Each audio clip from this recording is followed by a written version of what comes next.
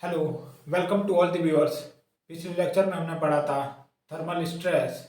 आज पढ़ेंगे हम थर्मल स्ट्रेस का जो बचा हुआ पोर्शन है उसे ख़त्म करेंगे। आप सभी लोगों को नए वर्ष की हार्दिक शुभकामनाएं। स्टार्ट करते हैं आज का लेक्चर। जो भी चैनल पे नए आए हैं वो चैनल को सब्सक्राइब कर दें, वीडियो को लाइक कर दें। थर्मल स्ट्रेस का कुछ पोर्शन बच गया था।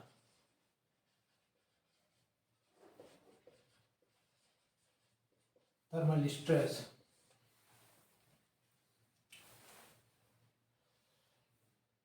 ये कोई मेटल की रॉड थी जिसका लेंथ एल है और इसका कोई लीनियर कोफिशिएंट अल्फा था और टेम्परेचर में variation change in temperature delta T है। तो उसके लिए जो हमने डेल्टा एल का फ्री एक्सपेंशन और कॉन्ट्रैक्शन के लिए जो फॉर्मूला फाइंड किया था वो था alpha into original length into change in temperature, जहां alpha linear coefficient of thermal expansion था। यदि इस मेटल की प्लेट का एरिया ए है, ओरिजिनल एरिया ए है,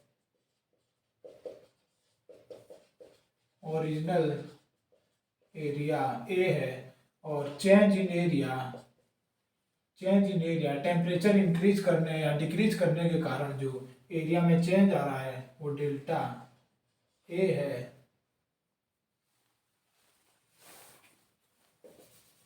चेंज इन एरिया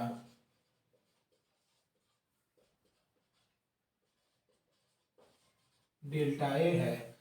तो डेल्टा ए के लिए जो फॉर्मूला हो जाएगा beta into L into beta into area into delta T. और यहाँ पर जो बीटा है इसे हम सुपरफिशियल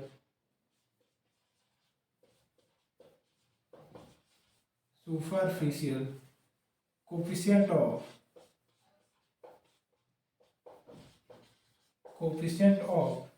थर्मल एक्सपेंशन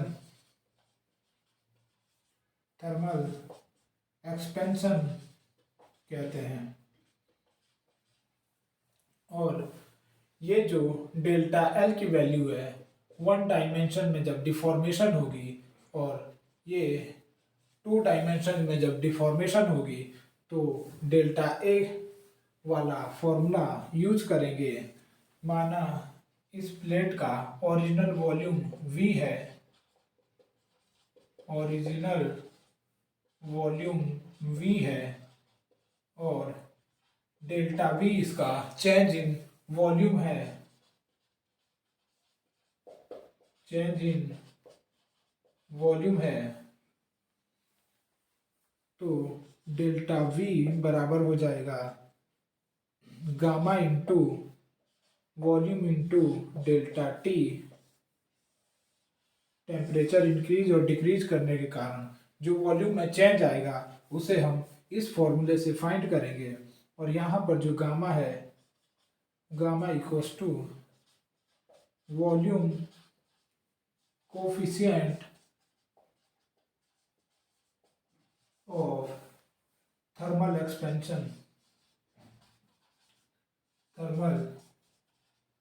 एक्सपेंशन।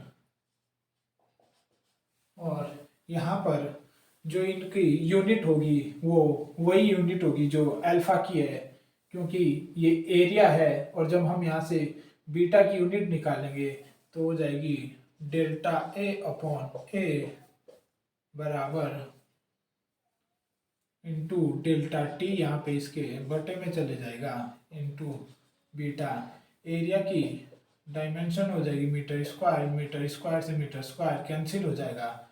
और यहाँ पर जो बीटा की यूनिट आएगी वो आएगी पर केल्विन या और पर डिग्री सेल्सियस। और इसी तरीके से जो वॉल्यूम गामा की यूनिट आएगी वो भी पर केल्विन या पर डिग्री सेल्सियस होगी। बहुत बार यहाँ पर अल्फा, बीटा और गामा का रेशियो भी पूछा गया है। ये तीनों डायमेंशन में जब डिफॉर्मेशन होगी तो उसके लिए हम डेल वी वाला फॉर्मूला अप्लाई करेंगे, और इनका जो रेशियो होता है, alpha ratio, beta ratio, gamma, इनका जो रेशियो होता है वो होता है 1:2:3। ये भी एग्जाम में बहुत बार पूछा गया है।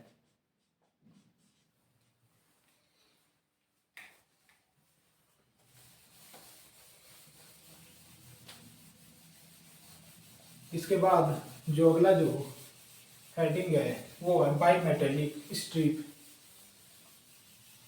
बाई मेटेलिक स्ट्रिप में हम थर्मल स्ट्रेस की एनालिसिस करेंगे।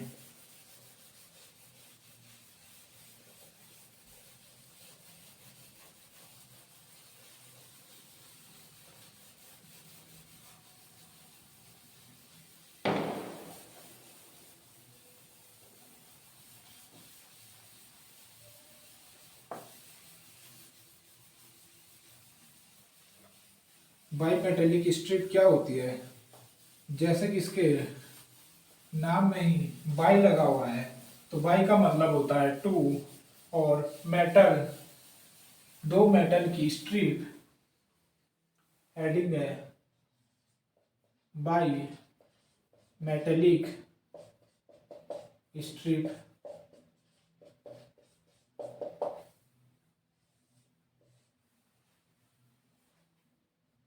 बाई का मतलब है टू, दो, और मेटल की स्ट्रिप,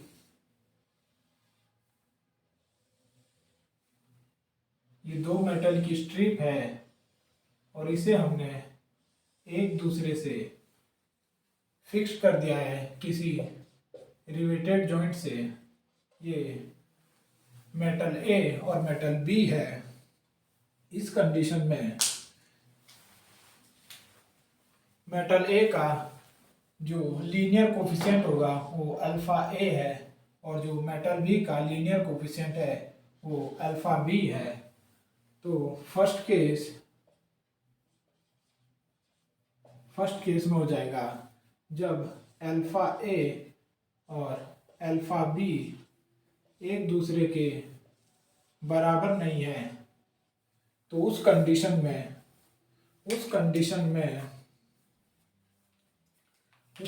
में यदि हम टेम्परेचर को इंक्रीज कर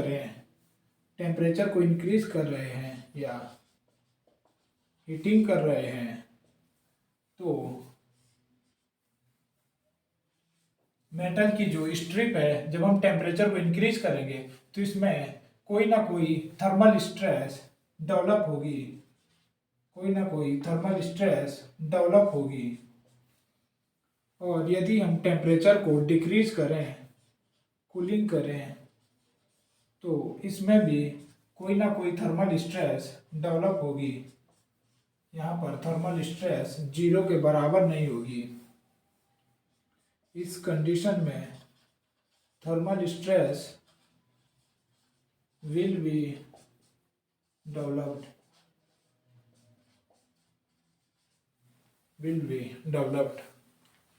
दूसरा केस है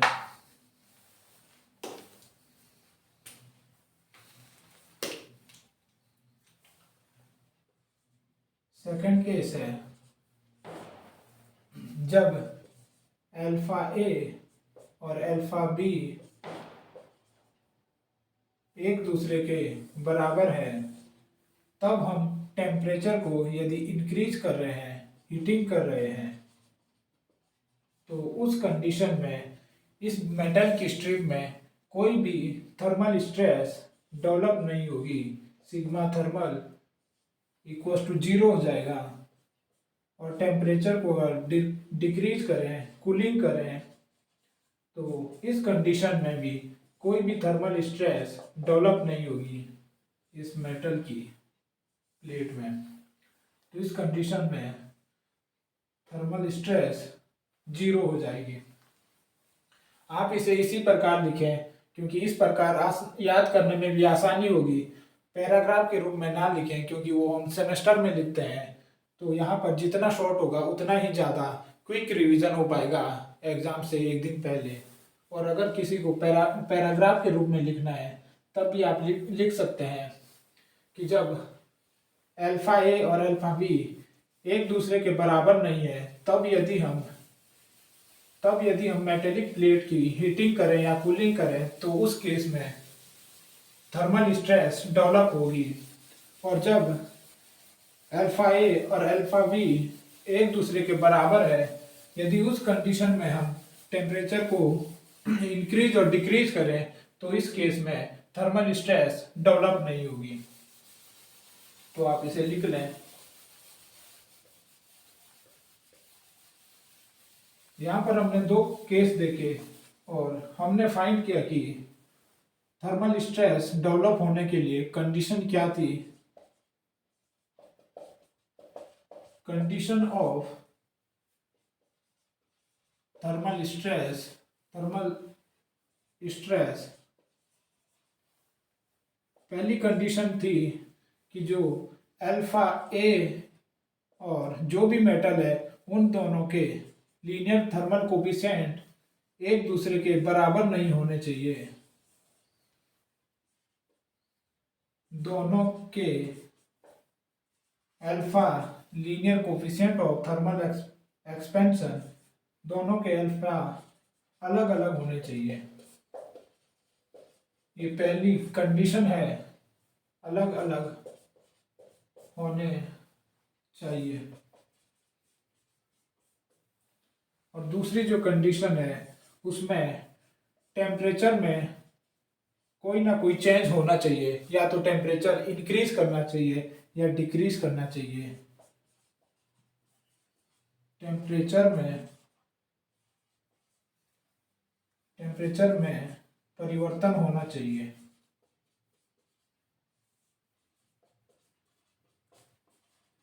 यदि ये दोनों कंडीशन सेटिस्फाई होती है तभी उस मेटेलिक प्लेट में, मेटेलिक स्ट्रिप में स्ट्रेस डेवलप होगी। यदि इनमें से कोई एक भी कंडीशन सेटिस्फाई नहीं है तो मेटेलिक स्ट्रिप में कोई भी थर्मल स्ट्रेस डेवलप नहीं होगी।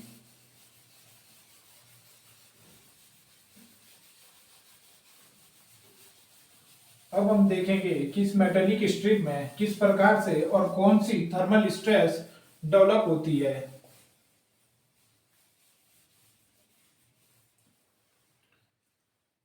इसमें पहला केस है जब हम हीटिंग करेंगे, टेम्परेचर को इंक्रीज कर रहे हैं, उस केस में अल्फा ए और अल्फा बी एक दूसरे के बराबर नहीं होने चाहिए। स्ट्रेस डेवलप के लिए कंडीशन है। और टेम्परेचर भी हमने इंक्रीज कर रहे हैं, चेंज कर रहे हैं टेम्परेचर में। तो इस कंडीशन में ये दोनों एक दूसरे के बराबर नहीं होंगे, अल्फा ए और अल्फा बी। तो इनमें से कोई ना कोई एक अधिक होगा और एक कम होगा। तो हमने माना कि अल्फा ए अधिक है अल्फा बी से, अल्फा ए अधिक है अल्फा बी से। तो इस कंडीशन में हम देखेंगे कि पिछले लेक्चर में हमने पढ़ा था कि जिसका लीनियर थर्मल कोफिशिएंट ज़्यादा है उसमें जो एक्सपेंशन और कॉन्ट्रैक्शन होता है वो भी ज़्यादा होता है। जिस मेटल का लीनियर कोफिशिएंट अधिक होगा उसी मेटल में अधिक कॉन्ट्रैक्शन और एक्सपेंशन होगा। तो हमने ये माना कि ए में ए का अल्फा अधिक है तो उसमें ज़्यादा एक्सपेंशन होगा, और बी का जो अल्फा है वो कम है तो उसमें कम एक्सपेंशन होगा। इसे हम डेल्टा एल कहेंगे। ये डेल्टा एल है। और ये जो डेल्टा एल है ये टेम्परेचर के इंक्रीज करने के कारण इसमें एक्सपेंशन हो रहा है। जब हम इसको एक इक्विलिब्रियम कंडीशन तक लाएंगे, ये दोनों स्ट्रिप के लिए एक इक्विलिब्रियम कंडीशन है। तो जो एक्सपेंशन हुआ है उसे हमें इस इक्विलिब्रियम कंडीशन तक लाना है। जो यहाँ पर ये एक्स्ट्रा डेल्टा एल है उसे हमें इक्विलिब्रियम कंडीशन में लाने के लिए इसमें कॉन्ट्रैक्शन करना पड़ेगा, और जो यहाँ पर ये डेल्टा एल है इसमें हमें टेंशन करना पड़ेगा या एक्सपेंशन करना पड़ेगा ताकि दोनों बराबर इक्विलिब्रियम कंडीशन तक आ सके। तो यहाँ पर कॉन्ट्रैक्ट करने के लिए इस प्रकार से एक लोड या स्ट्रेस लगेगी और इसे इस इक्विलिब्रियम कंडीशन तक लाने के लिए इस प्रकार से एक स्ट्रेस लगेगी। तो जो इस प्रकार की स्ट्रेस है उसे हम कंप्रेसिव कहते हैं, और ये इस प्रकार की स्ट्रेस को हम टेंसाइल स्ट्रेस कहते हैं। साइन कन्वेंशन से पता चलता है यहाँ पर। तो हम कहेंगे कि जिस मेटल का अल्फा अधिक है, यहाँ पर ए का अल्फा अधिक है, अल्फा ए अधिक है, तो उसमें जो स्ट्रेस डेवलप हो रही है वो यहाँ पर कॉम्प्रेसिव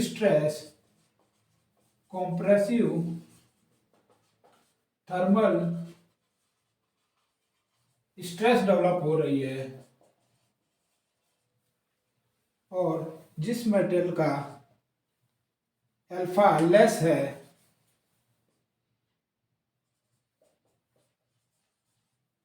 उसमें टेंसाइल थर्मल स्ट्रेस डेवलप हो रही है।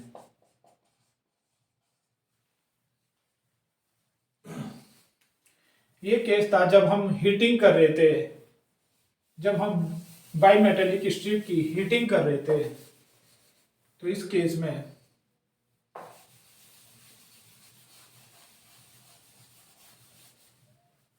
और अब दूसरी कंडीशन होगी जब हम इस बाईमेटेलिक प्लेट को इसके टेम्परेचर में डिक्रीज करें या इसकी कूलिंग करें, टेम्परेचर को डिक्रीज करेंगे, कूलिंग करेंगे। तो इस केस में अल्फा ए और अल्फा बी एक दूसरे के बराबर नहीं होंगे। तो माना हमने ए को ज्यादा लिया है, अल्फा ए को ज्यादा लिया है अल्फा बी से, तो इस केस में क्या होगा कि जब हम कूलिंग करेंगे तो इसमें ऑल ओवर कॉन्ट्रैक्शन होगा। जब कॉन्ट्रैक्शन होगा तो उस मटेरियल में या उस मेटल की प्लेट में ज्यादा कॉन्ट्रैक्शन होगा जिस मेटल की प्लेट का अल्फा अधिक है। तो हम कहेंगे कि ए में ज्यादा कॉन्ट्रैक्शन हो रहा है बी से, बी में इतना कॉन्ट्रैक्शन हो रहा है। जब हम इसकी इक्विलिब्रियम कंडीशन में इसको लाने की कोशिश करेंगे तो इस लेंथ को और इस लेंथ को इक्विलिब्रियम कंडीशन तक लाना पड़ेगा। इस लेंथ को इक्विलिब्रियम कंडीशन में लाने के लिए इस प्रकार से एक स्ट्रेस डेवलप होगी, तभी ये इक्विलिब्रियम कंडीशन तक आ पाएगा। और जो ये वाली डेल्टा एल है इसे यहाँ तक लाने के लिए हमें इस प्रकार से एक फोर्स या स्ट्रेस लगेगी, तो ये इक्विलिब्रियम कंडीशन तक आ पाएगी। तो इस डेल्टा एल को इक्विलिब्रियम तक लाने के लिए हमें इस प्रकार का लोड या स्ट्रेस लगाना पड़ेगा, और इस डेल्टा एल को इक्विलिब्रियम कंडीशन तक लाने के लिए इस प्रकार की स्ट्रेस लगेगी।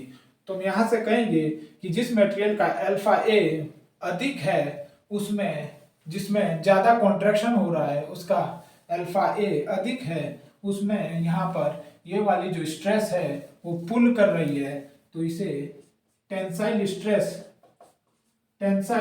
थर्मल स्ट्रेस डेवलप होगी जिस मटेरियल का अल्फा ए अधिक है और हम उसकी कूलिंग करें तो उसमें टेंसाइल थर्मल स्ट्रेस डेवलप होगी, और जिसका अल्फा बी लेस है उसमें कॉम्प्रेसिव थर्मल स्ट्रेस डेवलप होगी।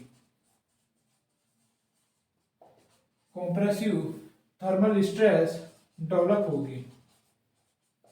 और हीटिंग के केस में उल्टा था। यहाँ पर जिसका हीटिंग के केस में अल्फा अधिक था उसमें कॉम्प्रेसिव डेवलप हो रही थी, और जिसमें कम था उसमें टेंसाइल डेवलप हो रही थी। तो एक दूसरे के दोनों ही केस एक दूसरे के उल्टे हैं।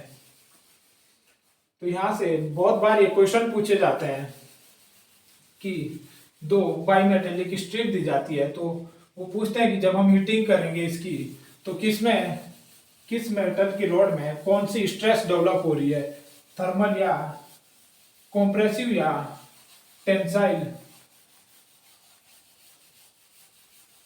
तो ये क्वेश्चन आप आराम से कर पाओगे।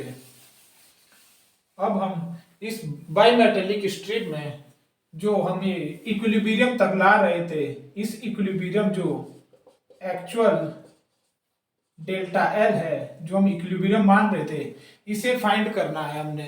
क्योंकि जब तक हमारा इसका पता नहीं चलेगा कि कितने दूरी पर डेल्टा एल है, तो हम तब तक इसमें स्ट्रेस को भी फाइंड नहीं कर पाएंगे।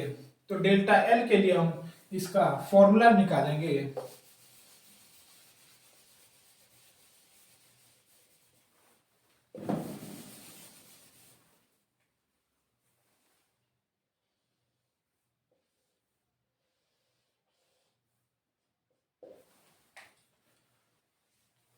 तो जो अगली हेडिंग होगी हमारी, ये होगी actual elongation, actual elongation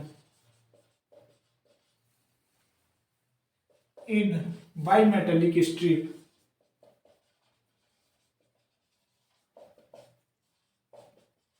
बाइमेटेलिक strip में हम एक्चुअल इलोंगेशन को फाइंड करेंगे। जब हम टेम्परेचर को इंक्रीज करेंगे और यहाँ पर हम मान लेते हैं कि जो अल्फा ए वो बी से अधिक है, अल्फा बी से अधिक है, तो इस केस में अल्फा ए में ज़्यादा एक्सपेंशन होगा और अल्फा बी में कम एक्सपेंशन होगा। और ये जो एक्सपेंशन हुआ है यहाँ से लेकर यहाँ तक, ये टेम्परेचर को इंक्रीज करने के कारण एक्सपेंशन हुआ है, और जो ये एक्सपेंशन हुआ है ये भी टेम्परेचर इंक्रीज करने के कारण डेल्टा एल है, टेम्परेचर इंक्रीज करने के कारण हुआ है। जब हम इसकी इक्विलिब्रियम कंडीशन लेते हैं, जो ये एक्चुअल कंडीशन है, तब हमें इस कंडीशन तक लाने के लिए इस डेल्टा एल को कॉन्ट्रैक्ट करना पड़ेगा और इस वाले डेल्टा एल को हमें एक्सपेंड करना पड़ेगा। ये जो शेडेड एरिया है इसे हम यहाँ तक लाने के लिए एक्सटेंड करेंगे और इसे कंप्रेस करेंगे। तो इसे कंप्रेस करने के लिए फोर्स या स्ट्रेस की आवश्यकता होगी, और इसे यहाँ इक्विलिब्रियम तक लाने के लिए फोर्स या स्ट्रेस की आवश्यकता होगी। तो हम यहाँ से कह सकते हैं कि ये जो डेल्टा एल है ये फोर्स के कारण है, तो सिग्मा बराबर था E इंटू एप्साइलॉन, और सिग्मा स्ट्रेस बराबर होता है P अपॉन ए बराबर E into delta L upon L, ये स्ट्रेन है। यहाँ से जो हमने डेल्टा एल का फॉर्मूला फाइंड किया था वो था पी एल अपॉन ए ई। तो जो ये वाली जो डेल्टा एल है उस पर फोर्स के कारण ये इक्विलिब्रियम कंडीशन तक लाएंगे, तो उसमें ये वाला फॉर्मूला अप्लाई होगा। तो हम कहेंगे पहले ए के लिए मेटल स्ट्रिप में जो डेल्टा एल है वो फोर्स के कारण ए के लिए उसमें कंप्रेशन हो रहा है जो एफ के कारण है। तो डेल्टा एल ए एफ बराबर P into L upon A into ई हमारा इलास्टिक मॉडुलस है और ये फोर्स के कारण है, और मेटल ए में है, और जो जो ये वाली डेल्टा एल है ये टेम्परेचर के कारण है, और ये वाली डेल्टा एल ये फोर्स के कारण इक्विलिब्रियम कंडीशन तक आई थी, और ये वाली डेल्टा एल भी फोर्स के कारण इक्विलिब्रियम कंडीशन तक आएगी। और जो यहाँ पर डेल्टा एल टेम्परेचर की वजह से एक्सपेंड हुई है ए के लिए, वो होगी alpha A into L into delta T. ये टेम्परेचर के कारण हुई है। अब यदि हम ये डेल्टा एल टी से ये पूरे में से इसको माइनस कर देंगे तो हमारी जो एक्चुअल इलोंगेशन है वो हमें मिल जाएगी। तो यदि हम डेल्टा एल एक्चुअल फाइंड करें मेटल ए के लिए, मेटल की रॉड ए के लिए, तो ये जाएगा जो हमारा डेल्टा एल टी वाली है ये है alpha A into L into delta T. Temperature के कारण ए मेटल की रॉड में, इसमें से हम माइनस कर देंगे जो ये वाला डेल्टा एल है उसे हमने पी एल अपॉन ए ई फोर्स के कारण था, और मेटल की रॉड ए के लिए। तो एक्चुअल इलोंगेशन फाइंड करने के लिए हमने ये फॉर्मूला ड्राइव कर लिया है।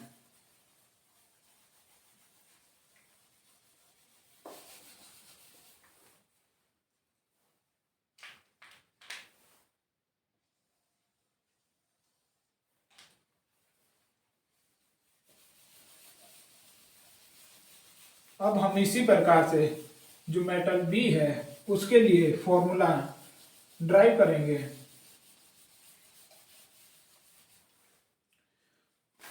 जो बी है उसमें ये जो फोर्स के कारण है उसमें delta L force F B metal के लिए उसमें टेंशन लग रहा है जो कि एफ है, और ये दोनों मैग्नीट्यूड में एक दूसरे के बराबर होंगे। तो डेल्टा एल बी के लिए फोर्स के कारण P L upon A into E F B के लिए, और जो बी मेटल की रॉड में टेम्परेचर के कारण एक्सपेंशन हुआ है वो है alpha B into L into delta T,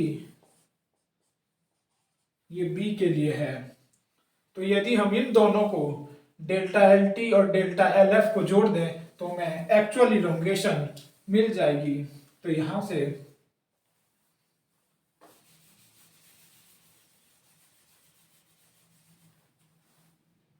delta L actual B के लिए alpha B into L into delta T T B plus P L upon A into E F B. ये हमारी एक्चुअल इलोंगेशन मिल गई है B metal की strip के लिए। और ये जो दोनों इलोंगेशन है डेल्टा एल बी एक्चुअल और डेल्टा एल ए एक्चुअल, ये एक दूसरे के बराबर होगी। ये दोनों ही एक दूसरे के बराबर होगी क्योंकि ये वाली इक्विलिब्रियम कंडीशन हम फाइंड कर रहे थे, तो ये एक दूसरे के बराबर होगी।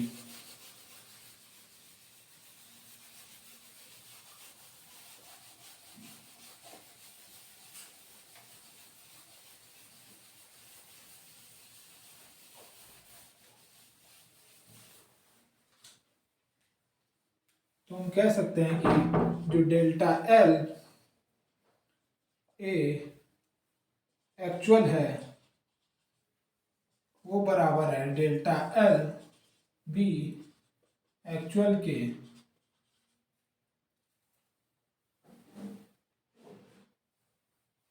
तो यहां से हम इसका जो फॉर्मूला ड्राइव किया था हमने वो है alpha A into L into delta T temperature A strip के लिए minus P L upon A into E force के कारण था बी ए बराबर alpha B into L into delta T T plus P L upon A into E F B. ये actual elongation है bimetallic strip में, दोनों ही strip के लिए, स्ट्रिप ए और स्ट्रिप बी दोनों के लिए। तो ये वाला चैप्टर यही खत्म होता है थर्मल स्ट्रेस का, बाईमेटेलिक स्ट्रिप वाला। ये वाला तो न्यूमेरिकल बहुत कम आएगा, जो यहाँ से क्वेश्चन पूछा जाएगा बाईमेटेलिक स्ट्रिप से वो वही पूछा जाएगा कि कौन दो मेटल की स्ट्रिप में यदि टेम्परेचर को इंक्रीज या डिक्रीज करें तो कौन सी स्ट्रेस डेवलप हो रही है, टेंसाइल या कॉम्प्रेसिव, वहां से क्वेश्चन पूछा जाएगा।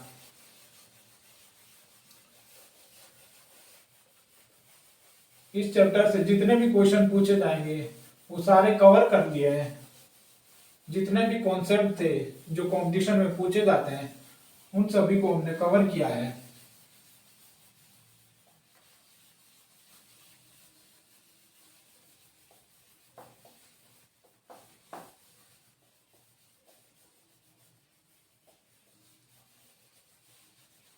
इसके बाद जो हम पढ़ेंगे, अभी तक हम सोम में जो एनालिसिस कर रहे थे ये इस प्रकार के एक बार की जिसमें एक्सटर्नल लोड, ये एक्सटर्नल लोड है,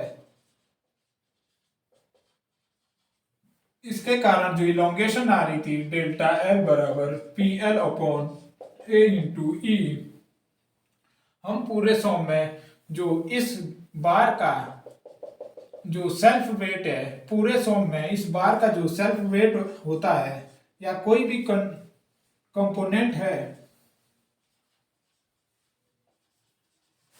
सोम में कोई भी कंपोनेंट या कोई भी बॉडी हो, उसको जब हम डिजाइन करेंगे तो उसमें उसका सेल्फ वेट, उसके खुद का वेट को हम नेग्लेक्ट कर देते हैं। डिजाइन करने के लिए सेल्फ वेट को हम नेग्लेक्ट कर देते हैं या हम उसे कह देते हैं कि ये बॉडी वेटलेस है, वेट लेस है। पूरे सॉन्ग में हम कंपोनेंट का जो सेल्फ वेट होगा उसे हम नेग्लेक्ट कर देंगे। और जो हमारी अगली हेडिंग होगी वो होगी कि किसी बॉडी में सेल्फ वेट के कारण कितनी इलोंगेशन आती है। Elongation due to self weight, ये हमारी अगली हेडिंग होगी।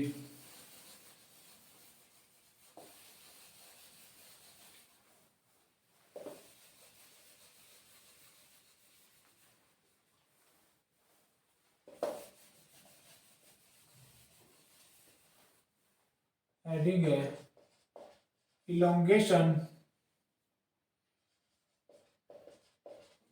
Due to self weight, due to self wait.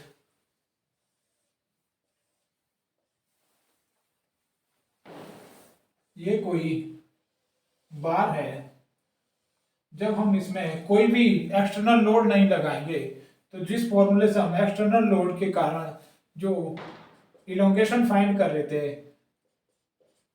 यदि हम उसमें P को 0 मान लें तो जो इलोंगेशन होगी एक्सटर्नल लोड के कारण वो खुद ही 0 हो जाएगी। लेकिन हमें फाइंड करना है कि जो इस कंपोनेंट का खुद का वेट है उसके कारण कितनी इलोंगेशन होती है, उसे हमें फाइंड करना है। ये इस बार की लेंथ है L और इसका कोई ना कोई एरिया है A। यहां से हमने x डिस्टेंस पे, बॉटम से x डिस्टेंस पर एक क्रॉस सेक्शन लिया है, छोटा सा क्रॉस सेक्शन लिया है जिसकी लेंथ है dl, जिसकी लेंथ है dl, तो हम यहाँ से कह सकते हैं कि अगर हम ये इसका z नाम दे देते हैं और अब हम इसे z को अलग से एनालिसिस करें तो इस वेट इस कंपोनेंट का जो वेट होगा, जो पूरा बार है उसका टोटल वेट, टोटल जो वेट होगा वो W होगा। यदि हम यहाँ से और स्पेसिफिक वेट,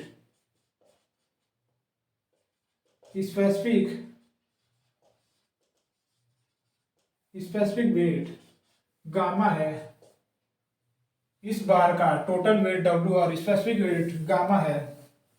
इसी प्रकार से जो हमने ये छोटी सी क्रॉस सेक्शन लिया है उसका जो वेट लिया है हमने वो WX लिया है, और ये WX और इसका जो स्पेसिफिक वेट होगा वो होगा, स्पेसिफिक वेट बराबर होता है टोटल वेट, और इस क्रॉस सेक्शन का टोटल वेट WX है upon volume, total weight upon volume.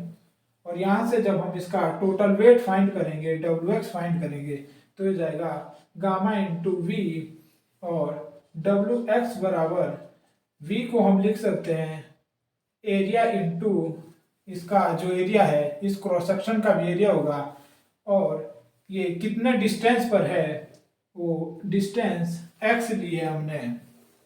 तो इस जो क्रॉस सेक्शन का वेट हमने फाइंड कर लिया है, इसके कारण जो भी इसमें इलोंगेशन आएगी उससे हम पूरे बॉडी की एनालिसिस करेंगे, और इस वेट के कारण जो इस छोटे से क्रॉस सेक्शन में इलोंगेशन आ रही है उसे हमने dl लिया है, कि तो यहाँ से यदि हम इसका इंटीग्रेशन कर दें तो पूरे बॉडी के लिए हमें इलोंगेशन मिल जाएगी। तो हम कहेंगे कि इलोंगेशन dl इक्वल्स टू, हम इसका इंटीग्रेशन करेंगे गामा इंटू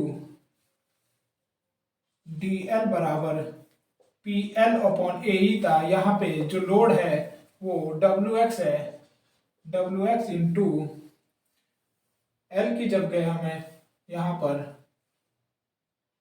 ये DL है, DX है, DX लेंगे अपॉन जो एरिया है इंटू E है, ये हम फाइंड करेंगे। तो dl बराबर क्या है, WX into DX upon area into E। इसी को अगर हम इंटीग्रेट कर दें, इसी का हम इंटीग्रेशन करेंगे तो हमें सेल्फ वेट के कारण इलोंगेशन मिल जाएगी, और इसकी जो हम लिमिट लेंगे वो लिमिट 0 से डेल्टा L, और यहाँ पर लेंथ 0 है और टॉप तक मैक्सिमम हो जाएगी 0 से L तक होगी। तो dl का इंटीग्रेशन हो जाएगा डेल्टा L, और लिमिट थी dl की L हो जाएगी, लिमिट थी 0 से डेल्टा L बराबर, यहाँ पर हम WX का मान जो हमने रखा था वो रख देंगे 0 से L, gamma into A into X into DX upon A into E,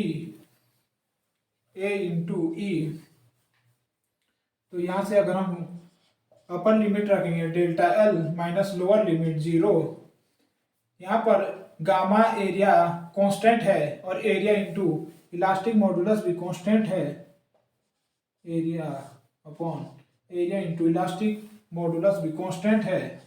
और अब हम x इंटू DX का इंटीग्रेशन करें तो डेल्टा L बराबर हो जाएगा gamma into area upon area into E, ये हो जाएगा एक्स स्क्वायर अपॉन 2, जिसकी लिमिट है 0 से L।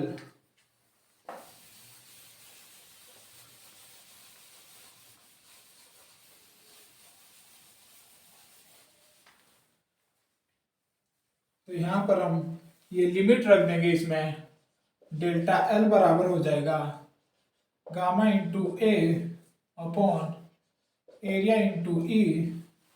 यहाँ पर लिमिट रखेंगे तो एल स्क्वायर अपॉन 2 हो जाएगा, एल स्क्वायर अपॉन 2, और लोअर लिमिट रखेंगे तो 0 है, -0। डेल्टा एल बराबर gamma into A into L into L A into E by 2। यहाँ पर gamma into A into L बराबर हमने डब्ल्यू कहा था कि ये कंप्लीट बॉडी का सेल्फ वेट होगा, तो डेल्टा एल बराबर capital W into L upon 2 into A into E. और ये जो इलोंगेशन आई है वो इस कंपोनेंट की सेल्फ वेट के कारण इलोंगेशन आई है, डेल्टा एल बराबर W L into 2a into E. तो ये हमने इसके लिए फॉर्मूला फाइंड कर लिया है। वैसे कंपटीशन में आपको डेरिवेशन हल करने के लिए नहीं आएगा, आपको सीधा फॉर्मूला पूछा जाएगा, तो ये फॉर्मूला आप याद रखें। और ये जो हमने बार लिया था वो प्रिज्मेटिक बार है।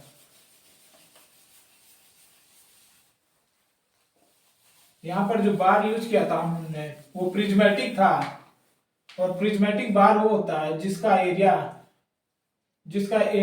लेंथ के साथ कांस्टेंट रहता है। ये प्रिज्मेटिक बार था जिसका एरिया लेंथ के साथ कांस्टेंट रहता है, या डायमीटर पूरी लेंथ के साथ कांस्टेंट रहता है। तो ये प्रिज्मेटिक बार के लिए सेल्फ वेट के कारण जो इलोंगेशन आई है वो WL/2AE है। इसके बाद हम कॉनिकल बार के लिए फाइंड करेंगे।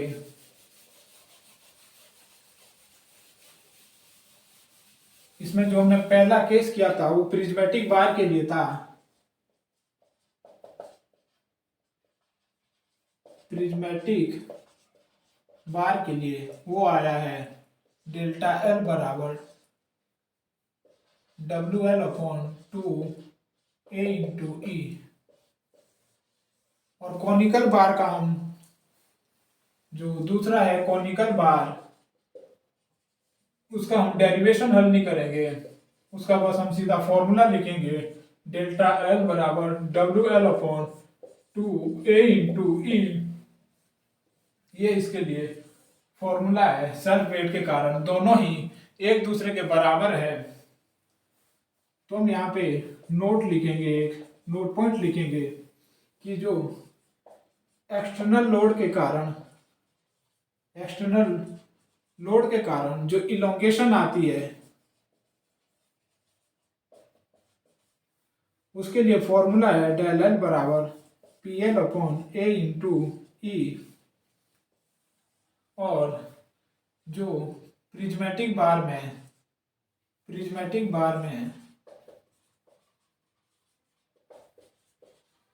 ये भी प्रिज्मेटिक बार के लिए ही है, जो PL/AE है प्रिज्मेटिक बार के लिए। प्रिज्मेटिक बार के लिए सेल्फ वेट के कारण जो इलोंगेशन है वो है डेल्टा एल बराबर PL/2AE। इसे W कर दें, WL। यहाँ पर भी हम एक्सटर्नल लोड को W या P कुछ भी ले सकते हैं। और जो हमने कॉनिकल बार के लिए फॉर्मूला निकाला है, कॉनिकल बार के लिए सेल्फ वेट के कारण जो इलोंगेशन आई है वो भी डेल्टा एल बराबर WL/2A इंटू ई है। यदि हम इन दोनों को देखें तो जो एक्सटर्नल लोड के कारण जो बॉडी में इलोंगेशन आती है वो सेल्फ वेट के दुगना है, तो हम कह सकते हैं कि जो डेल्टा एल एक्सटर्नल लोड के कारण इलोंगेशन आई है, वो इसे हम self delta L self weight के कारण इलोंगेशन है ये, तो डेल्टा एल सेल्फ वेट के ये इसके हाफ के इक्वल होता है। जो प्रिज्मेटिक बार में इलोंगेशन आई है सेल्फ वेट के कारण, वो एक्सटर्नल लोड के केस में जो इलोंगेशन आती है उसका आधा होता है। तो ये पॉइंट आप नोट कर लें क्योंकि ये बहुत बार पूछा जा गया है।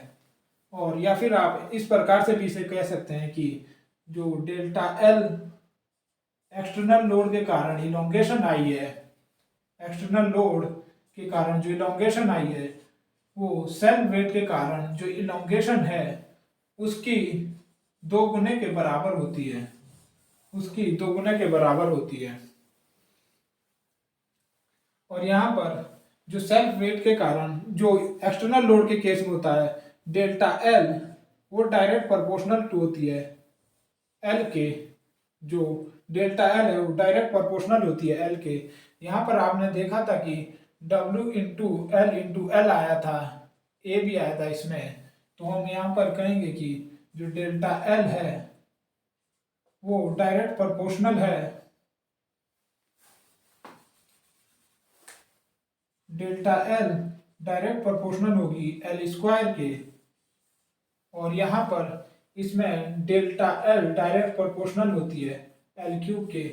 इसका डेरिवेशन हमने किया नहीं है तो आप इसका याद रखें, लेकिन इसका डेरिवेशन क्या है हमें पता है कि एल स्क्वायर आया था वहाँ पर जब हमने इंटीग्रेशन किया था, तो डेल्टा एल डायरेक्ट प्रोपोर्शनल होगी एल स्क्वायर के। और ये जो है इसको आप अगर थ्योरी में लिखना चाहें तो होगा कि प्रिज्मेटिक बार में जो एक्सटर्नल लोड के कारण इलोंगेशन आती है वो सेल्फ वेट के कारण जो इलोंगेशन आती है उसकी दोगुना होती है। या आप लिख सकते हैं कि सेल्फ वेट के कारण जो प्रिज्मेटिक बार में इलोंगेशन आती है वो एक्सटर्नल लोड अप्लाई करने पर जो इलोंगेशन आती है उसका हाफ होता है, आधा होता है।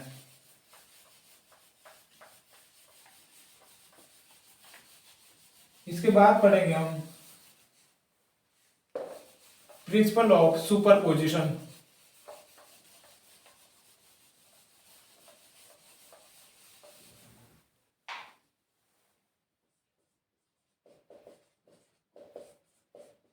प्रिंसिपल ऑफ सुपरपोजिशन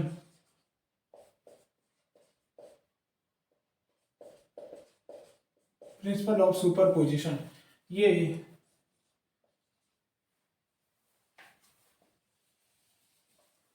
इसमें एक ये बार है, यहाँ पर दो तीन बार का कॉम्बिनेशन होता है।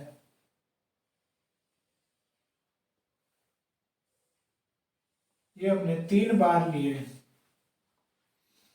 और इसको हमने ए नाम दिया और इसको बी नाम दिया और इसको सी नाम दिया।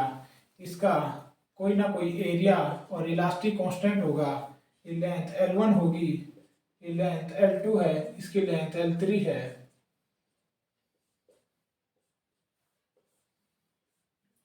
और जो प्रिंसिपल ऑफ सुपरपोजिशन हम यूज करते हैं वो हम कंपोजिट बार के लिए यूज करते हैं। कंपोजिट बार के लिए कंपोजिट बार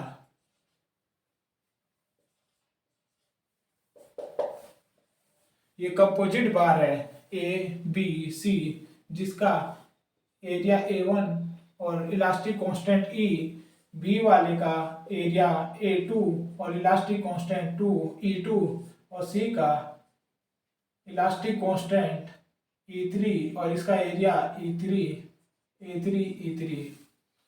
इसको हम ABC ना मानकर इसको हम अलग अलग मटेरियल में ले लेते हैं। इसे हम स्टील, इसे हम एल्यूमिनियम और इसे हम कॉपर नाम दे देते हैं। तो सबसे पहले हम स्टील के लिए इलोंगेशन फाइंड करेंगे और प्रिंसिपल ऑफ सुपरपोजिशन में ये जो टोटल लेंथ है ये एल हो जाएगी। Principle of superposition delta L total elongation find करने के लिए यूज किया जाता है। टोटल इलोंगेशन, इस कंपोजिट बार में जो टोटल इलोंगेशन होगी उसे फाइंड करने के लिए हम प्रिंसिपल ऑफ सुपरपोजिशन का यूज करते हैं। तो इसमें डेल्टा एल स्टील के लिए इलोंगेशन हो जाएगी पी एल अपॉन, जो फॉर्मूला है पी एल अपॉन ए ई से, तो पी इंटू लेंथ है L1, एरिया है A1 और इलास्टिक कांस्टेंट है E1। डेल्टा एल एल्यूमिनियम के लिए हो जाएगा PL2, लेंथ L2 है, area A2, elastic constant E2। Delta L copper के लिए हो जाएगा PL3, A3 और E3 हो जाएगा। अब हमने डेल्टा एल स्टील, एल्यूमिनियम और कॉपर के लिए निकाल लिया है, तो टोटल इलोंगेशन निकालने के लिए हमें delta L steel plus delta L aluminium plus delta L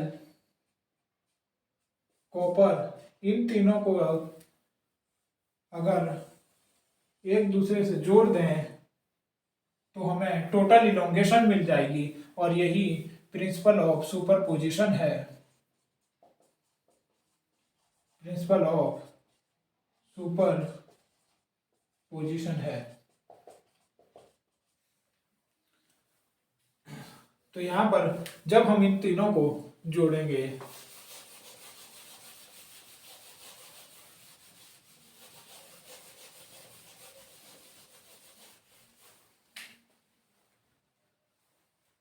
तो डेल्टा एल ये टोटल इलोंगेशन हो जाएगी PL1 upon A1 into E1 plus PL2 upon A2 into E2, ये एल्यूमिनियम के लिए, और कॉपर के लिए थी PL3 upon A3 into E3। यहाँ से हम P कॉमन लेंगे, अंदर बच जाएगा L1 upon A1 into E1 plus L2 upon A2 into E2 plus L3 upon A3 into E3। ये आपका फॉर्मूला हो जाएगा इस कंपोजिट बार के लिए। अगर आपको क्वेश्चन पूछे जाए तो ये आप डायरेक्ट फॉर्मूला यूज कर सकते हैं। अब यहाँ पे यदि तीनों कंपोजिट बार का एरिया आपको कांस्टेंट दे दें कि A1 बराबर A2 बराबर A3 बराबर A है, तो आप डेल्टा एल बराबर P, एरिया को यहाँ से कॉमन ले लेंगे, अंदर बच जाएगा L1 upon E1 plus L2 upon E2 plus L3 upon E3। इस प्रकार से आप इसे सॉल्व करेंगे। और यदि आपको एक ही मटेरियल का दे दें लेकिन एरिया अलग अलग, मटेरियल एक ही है और एरिया अलग, E1 बराबर E2 बराबर E3 दे दें बराबर E, तो आप इसे डेल्टा एल बराबर P upon E L1 upon A1 plus L2 upon A2 plus L3 upon A3 इस प्रकार से फाइंड करेंगे। तो कंपोजिट बार के लिए प्रिंसिपल ऑफ सुपरपोजिशन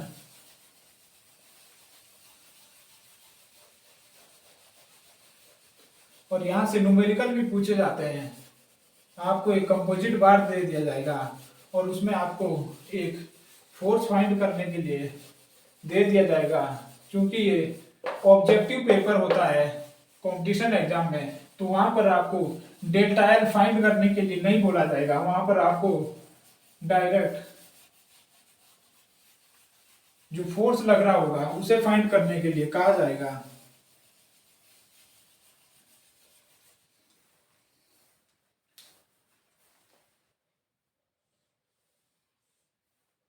इस प्रकार से यदि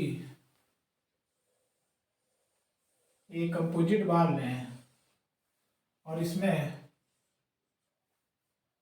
इधर को एक 40 न्यूटन का फोर्स लग रहा है इस डायरेक्शन में, और इसमें 50 न्यूटन का फोर्स लग रहा है, और इधर साइड को 70 न्यूटन का फोर्स लग रहा है, और इस ओर 10 न्यूटन का फोर्स लग रहा है। तो बताइए कि ये P जो P है वो कितना है, P लोड कितना है। तो इसे आप डायरेक्ट करें, यहाँ पर डायरेक्ट लगाएं कि जो लेफ्ट साइड के जो फोर्स है वो बराबर होंगे राइट साइड के फोर्स के। राइट साइड के जो फोर्स है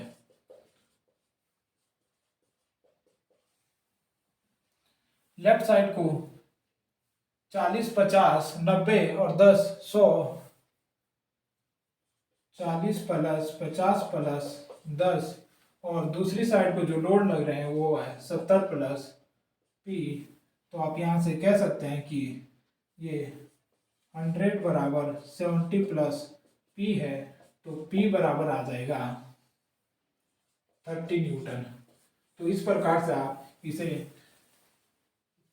मिनिमम 10 या 20 सेकंड में सॉल्व कर सकते हैं। और यदि आपको यहाँ से मैक्सिमम लोड पूछा जाए कि मैक्सिमम लोड किस सेक्शन में लग रहा है, किस बार में मैक्सिमम लोड या फोर्स किस बार में लग रहा है, तो आप फिर इसे अलग अलग लेकर हल करेंगे। ए को हम हल करें यहाँ से, तो ए पर इस ओर 40 न्यूटन का फोर्स लग रहा है, तो इसे इक्विलिब्रियम करने के लिए इस ओर भी 40 न्यूटन का फोर्स ही लगेगा। जब हम बी को लेंगे, बी वाले बार को लेंगे, तो इस ओर एक 50 न्यूटन का फोर्स लग रहा है, लेकिन इस ओर 40 न्यूटन का, इस ओर 40 न्यूटन का फोर्स लग रहा है। ये जो एरो है ये 40 के मैग्नीट्यूड को दर्शा रहा है, और यहाँ से इस ओर को 50 न्यूटन का फोर्स लग रहा है। तो 40 ये और 50 ये दोनों 90 न्यूटन हो जाएगा, और इसे इक्विलिब्रियम करने के लिए इस ओर भी 90 न्यूटन का लोड ही लगेगा। और जब हम सी सेक्शन को देखेंगे, तो सी में जो लोड है वो 70 न्यूटन इस और 10 न्यूटन इस और लग रहा है, लेकिन यहाँ से हमें पता है कि जो इस और लोड लग रहा है वो 90 न्यूटन था, लेकिन एक्चुअल में यहाँ पर 70 न्यूटन ही लग रहा है। एक्चुअल में यहाँ पर 70 न्यूटन ही लग रहा है। ये पूरा जो एरो है ये 90 न्यूटन को दर्शा रहा है, लेकिन एक्चुअल में वहाँ पे 70 न्यूटन लग रहा है। तो 20 न्यूटन यहाँ से 20 न्यूटन जो फोर्स है वो यहाँ पर बच गया है, और यहाँ पर 10 न्यूटन फोर्स इधर को लग रहा है।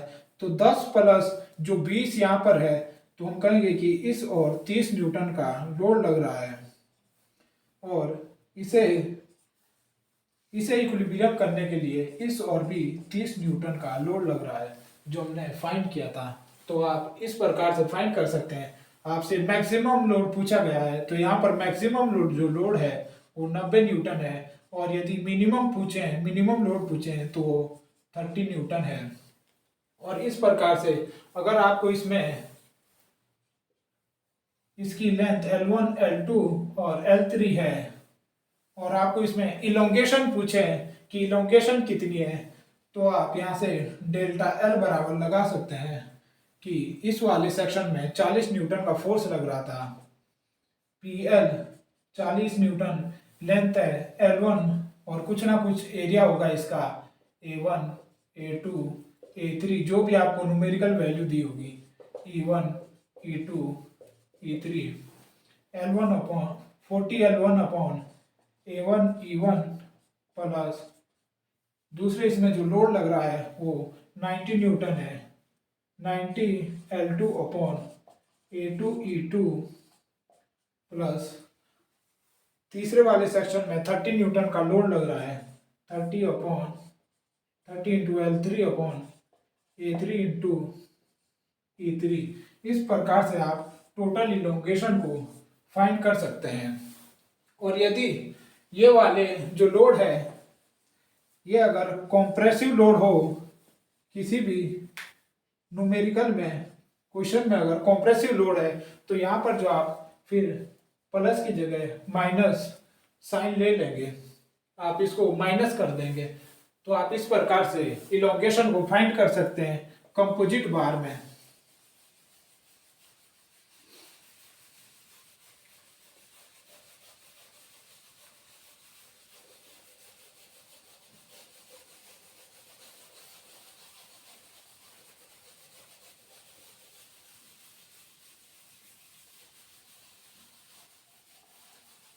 और प्रिंसिपल ऑफ सुपरपोजिशन से हम मोमेंटम को भी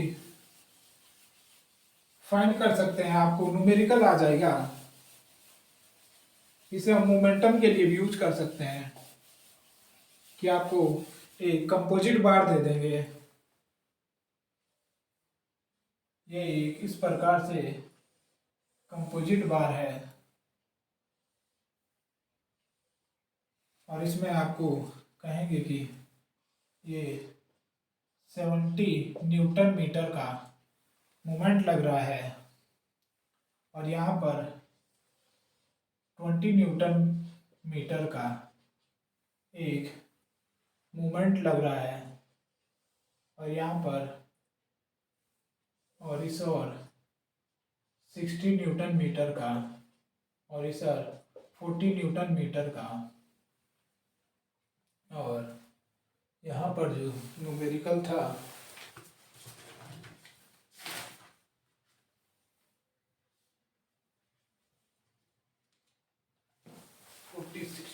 और यहाँ पर जो 70 न्यूटन मीटर का मोमेंटम लग रहा है, तो इसे आपको सॉल्व करना होगा।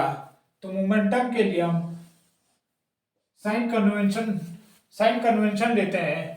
आप किसी भी डायरेक्शन में ले सकते हैं कि अगर आपने क्लॉकवाइज को पॉजिटिव लिया है, पॉजिटिव साइन लिया है और एंटी क्लॉकवाइज को आपने नेगेटिव लिया है, आप इस प्रकार से भी कर सकते हैं कि एंटी क्लॉकवाइज को पॉजिटिव और क्लॉकवाइज को नेगेटिव ले सकते हैं।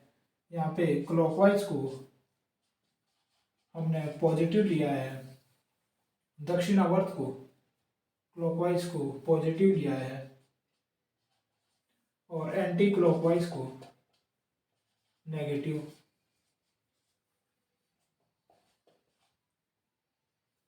एंटी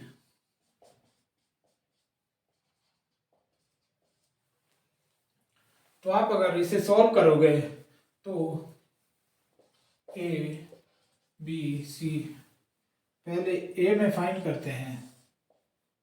ये ए सेक्शन में यदि 70 न्यूटन क्लॉकवाइज लग रहा है, 70 न्यूटन मीटर क्लॉकवाइज लग रहा है, तो इस जो डायरेक्शन में जो मूवमेंट लगेगा वो भी 70 होना चाहिए, वो भी 70 न्यूटन मीटर होना चाहिए, तभी ये इक्विलिब्रियम आएगा। और यदि हम बी की बात करें, बी सेक्शन की, तो यहाँ पर 70 न्यूटन इधर एंटी क्लॉकवाइज लगेगा, लेकिन यहाँ पर 20 न्यूटन लग रहा है, 20 न्यूटन लग रहा है। ये वाला जो है ये क्लॉकवाइज होगा 20 न्यूटन मीटर। यहाँ पर 20 न्यूटन मीटर क्लॉकवाइज लग रहा है, लेकिन यहाँ पर 70 न्यूटन मीटर एंटी क्लॉकवाइज लग रहा है। ये दोनों 70 ये और 20 ये मिलकर 90 न्यूटन मीटर इस पर मूवमेंट लग जाएगा। तो इस डायरेक्शन में भी एंटी क्लॉकवाइज भी 90 न्यूटन मीटर ही लगेगा, तभी इक्विलिब्रियम में आएगा। और यदि हम इस डायरेक्शन में 90 लगा रहे हैं और यहाँ पे एक्चुअल में 60 लग रहा है तो 30 न्यूटन मीटर बच जाता है। सी सेक्शन में देखें, जो सी सेक्शन है, तो यहाँ पर 90 न्यूटन मीटर लग रहा था, लेकिन यहाँ पर 60 ही लग रहा है, तो 30 न्यूटन मीटर यहाँ से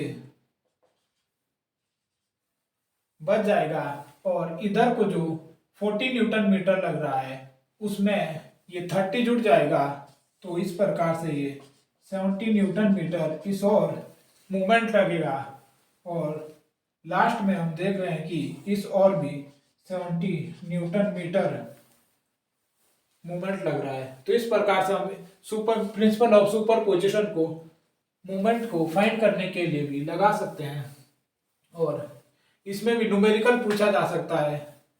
तो आज की क्लास यही खत्म करते हैं। और हमने सोम के ये 10वां लेक्चर है, और 10 लेक्चर में हमने बेसिक सोम को कंप्लीट कर लिया है। इसके बाद जो हम पढ़ेंगे वो होगी एडवांस सोम, और उसमें जो चैप्टर होंगे बीम और डिफ्लेक्शन और स्लोप, बीम में डिफ्लेक्शन और स्लोप होगा, और bending equation, torsional equation, Mohr circle और एयर वेसल्स, कॉलम और स्ट्रट, ये सब हम एडवांस फॉर्म में पढ़ेंगे। तो आपको लेक्चर पसंद आ रहे हो तो चैनल को सब्सक्राइब कर दें, लाइक कर दें। आज के लिए इतना ही।